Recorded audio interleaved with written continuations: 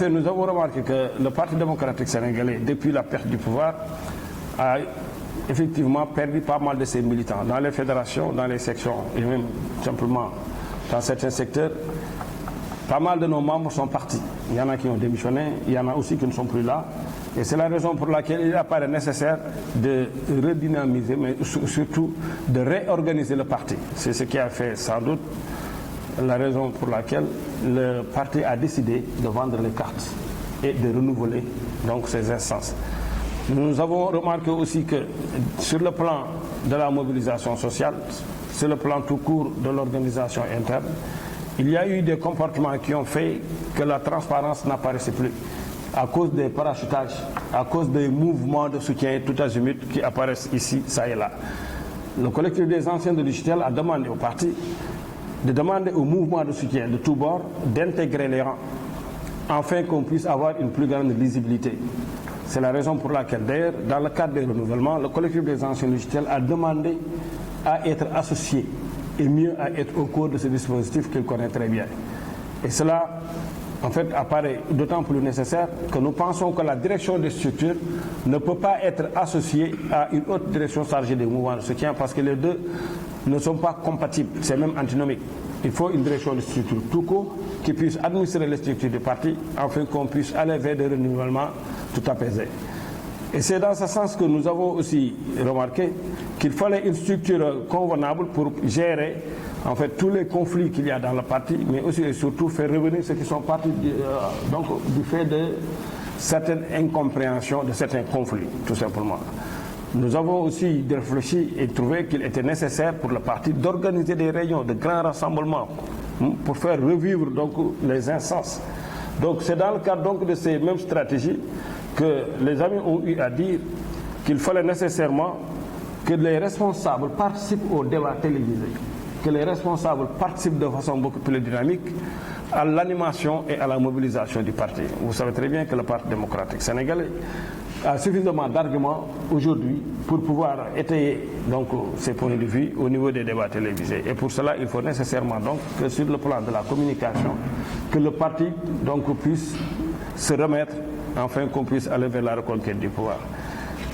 Tout au long de nos rencontres, nous avons eu à échanger sur pas mal de points et nous avons donc demandé à ce que le parti puisse mettre en place un vaste front pour travailler avec les autres partis qui sont dans l'opposition afin de conjuguer nos efforts ensemble pour aller à l'assaut de Macky Sall et de ses alliés.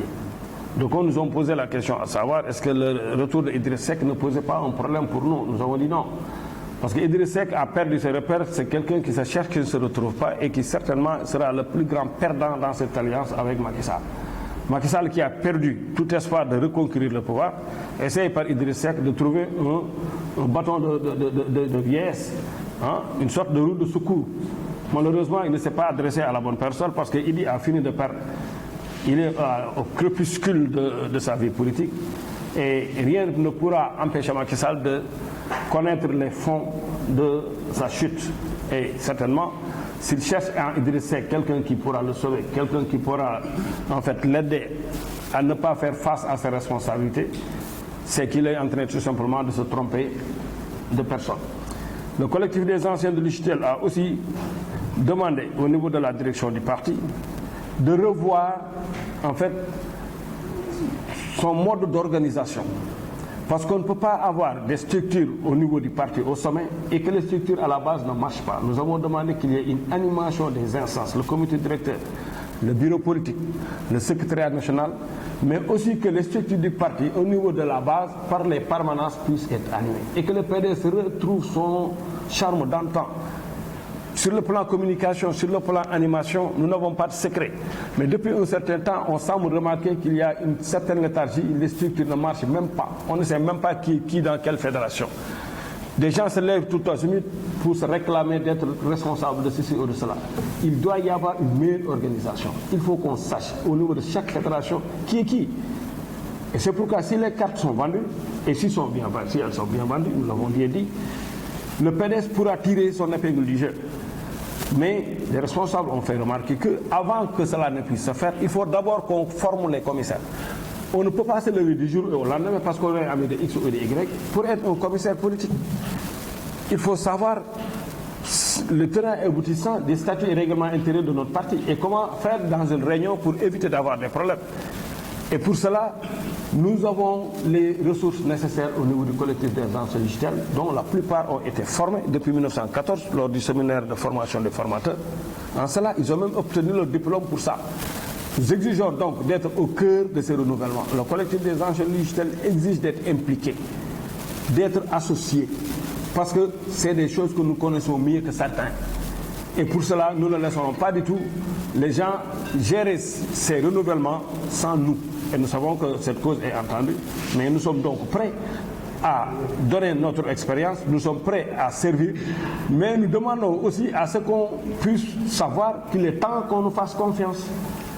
Avec tout le parcours que nous avons dans ce parti-là, avec tout ce que nous avons eu à faire dans ce parti-là, avec toutes les responsabilités que nous avons, il y a des députés, il y a des maires, hein, il y a tout ce qu'on a eu au niveau de l'administration. Il y a même eu des PCA, des directeurs de société, que le collectif des anciens soit associé. Nous ne demandons pas à ce qu'on nous donne tout, mais nous demandons à ce qu'on nous associe pleinement dans ce renouvellement. Parce que nous ne le laisserons pas faire. Nous allons participer à ces renouvellements. Nous allons participer à la réflexion. Nous voulons participer afin que la vision de Maître Wade, qui nous disait que nous sommes simplement en congé et qu'on va reconquérir le pouvoir, puisse se réaliser. C'est lui qui le disait. Sachez que moi, je n'aurai de cesse que lorsque je vous aurai amené au pouvoir. Et après cela seulement, je vais me reposer. Donc, en grosso modo et en résumé, c'est cela dont il était question dans notre rencontre et nous sommes très contents des retrouvailles de nos frères et sœurs de parti à Thiès, mais aussi et surtout des connaissances que nous avons fortifiées. Doyen, nous sommes très contents de vous et du soutien que vous nous avez apporté, mais nous sommes d'autant plus fiers de votre intellectualisme.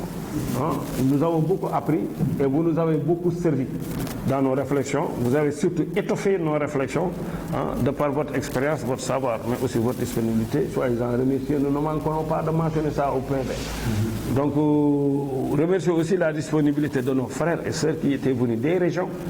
Diallo était venu de Vélingara.